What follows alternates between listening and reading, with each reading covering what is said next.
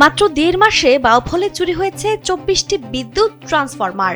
সর্বশেষ বৃহস্পতিবার ১৯ তারিখ রাতে কমলাপুর গ্রামের মোহাম্মদপুর অটো রাইস মিলের সামনে বিদ্যুতের খুঁটি থেকে ১০ কেভির ৩টি ট্রান্সফরমার চুরি করে নিয়ে যায় দুর্বৃত্তরা। এতে যেমন আর্থিক ক্ষতির মুখে পড়েছেন গ্রাহকরা, তেমনি দীর্ঘ সময় বিদ্যুৎহীন অবস্থায়ও থাকতে হচ্ছে তাদের।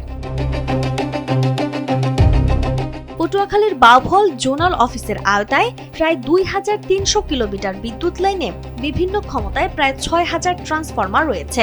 উপজেলার গোসিঙ্গা ও কালীশুরি এই দুটি সাবস্টেশনের মাধ্যমে প্রায় ১,২৫,০০০ গ্রাহকের কাছে বিদ্যুৎ সরবরাহ করা হয়। ট্রান্সফরমার চুরির পর সবচেয়ে বেশি দুর্ভোগে পড়েছেন গ্রাহকরা। স্থানীয়দের অভিযোগ, একটি সংঘবদ্ধ চক্র ট্রান্সফরমার চুরি করে ভেতরের মূল্যবান তামার তার খুলে বিক্রি করছে। ক্ষমতা অনুযায়ী একটি ট্রান্সফরমারের দাম প্রায় ৬০,০০০ টাকা থেকে ১.৫ লাখ টাকারও বেশি। কিছু দুর্ঘটনা হয়েই যাচ্ছে, এক্ষেত্রে গ্রাহক পরে যথেষ্ট পরিমাণ ভোগান্তিতে। ট্রান্সফরমার চুরি হয়ে গেলে অর্ধেক পরিমাণ টাকা দেখা যাইতেছে যে গ্রাহকের দিতে হয়, তারপর মাসের পর মাস ভোগান্তি, আবেদন করতে হয়, অফিসে দৌড়দৌড়ি। এতে করে দেখা যায় তার ব্যবসায় এক রকমের বন্ধের মতো ৩-৪ মাস ৬ মাস লেগে যায়। তো ৬ মাস ৩ মাস ২ মাস লেগে গেলে একজনের ব্যবসা বন্ধ থাকলে ব্যবসা কি থাকে বলেন? এই ব্যবসা তো যায় অবস্থা। এই ট্রান্সফরমারগুলো যে নিতে না পারে এমন লক সিস্টেমের গ্রাহকের করে দেও, যে লকগুলো হয়ে যায় যেন চুরি করতে না পারে। প্রথমবার কোনো ট্রান্সফরমার চুরি হলে নতুন ট্রান্সফরমারের মূল্য অর্ধেক টাকায় গ্রাহকদের বহন করতে হয়। এক্সপার্ট ইঞ্জিনিয়ারদের দক্ষ হাতে দেশের মানুষকে প্রতিদিন সুরক্ষিত রাখার প্রত্যয় নিয়ে এলো সেফ সার্কিট ব্রেকার। একই স্থান থেকে আবারও ট্রান্সফরমার চুরি হলে প্রতিবারে নতুন ট্রান্সফরমারের পুরো খরচ গ্রাহকদেরই দিতে হয়। শুধু অতিরিক্ত অর্থই নয়, নতুন ট্রান্সফরমার পেতেও অনেক সময় মাসের পর মাস অপেক্ষা করতে হয়। ফলে দীর্ঘ সময় বিদ্যুৎবিহীন অবস্থায় থাকতে হচ্ছে ভুক্তভোগীদের। আমাদের জায়গা থেকে আমাদের মিলের 3টা ট্রান্সফরমার চুরি হয়ে গেছে। আমরা যখন এই ট্রান্সফরমার 3টা আনছি তখন ১ থেকে ১.৫ লাখ টাকা বিদ্যুৎ অফিসে জমা দিয়ে আনতে হয়েছে। এবার নতুন করে ট্রান্সফরমার আনি, আমাদের আবার অর্ধেক মূল্য পরিশোধ করতে হবে। এই ট্রান্সফরমার অর্ধেক টাকা দিয়ে আনতে যাই, আমাদের আসলে কোনো লাভ হবে না, লস ছাড়া। এই আমার মনে হয় যে এটা চুরিটা একটা সংঘবদ্ধ গোষ্ঠী আছে, সংঘবদ্ধ গোষ্ঠী মিলে এটা চুরি করে, নয়তো এটা সম্ভব না।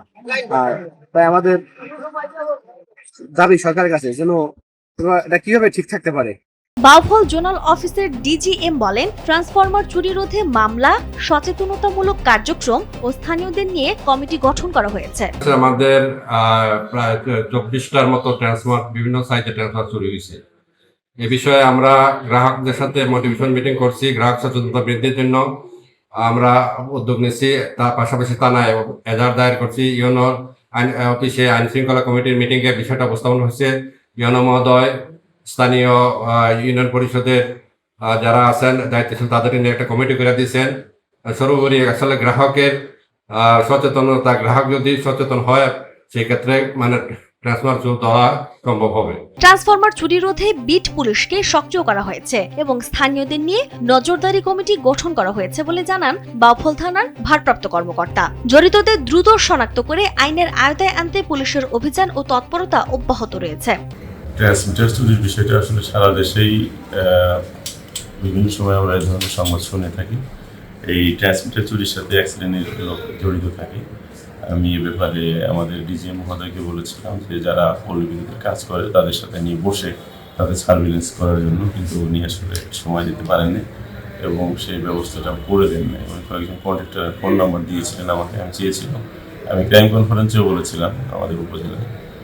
আমি যেখানে আমাদের প্রতিটা বিট অফিসারকে এ ব্যাপারে অ্যাক্টিভ করেছি, তারা স্থানীয় লোকজনদের নিয়ে বসে কমিটি গঠন করেছে এবং এ ধরনের চুরি ঘটনা যেন না ঘটে এবং যেন আমরা সহজেই খুব তাড়াতাড়ি আসামি ধরে আইনের আওতায় এনে এটাকে বন্ধ করতে পারি, সেই চেষ্টা বাউফল থানা পুলিশ থেকে সর্বদা চলমান আছে এবং আমরা এটা খুব কঠিন অবস্থায় আছি। ক্রমাগত ট্রান্সফরমার চুরির ঘটনায় একদিকে বাড়ছে বিদ্যুৎ বিতরণ ব্যবস্থার ক্ষতি, অন্যদিকে দুর্ভোগে পড়ছেন স্থানীয় গ্রাহকরা। চুরি রোধে কার্যকর নজরদারি এবং জড়িতদের দ্রুত আইনের আওতায় আনার দাবি জানিয়েছে স্থানীয়রা।